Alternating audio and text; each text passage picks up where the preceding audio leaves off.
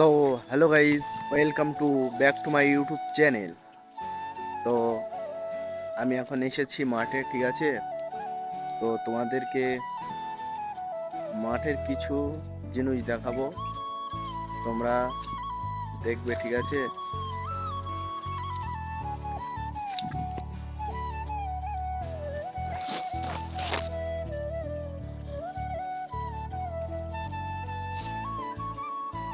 এটা দেখতে পাচ্ছ, এটা হচ্ছে আখ।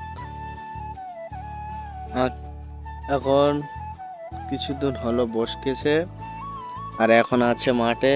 দেখতে পাচ্ছ তিল, হ্যাঁ, যেখান থেকে কি হয় জানি না, হয়তো সাদা তেল হয়, ঠিক আছে। আর এই একটা ক্ষেত,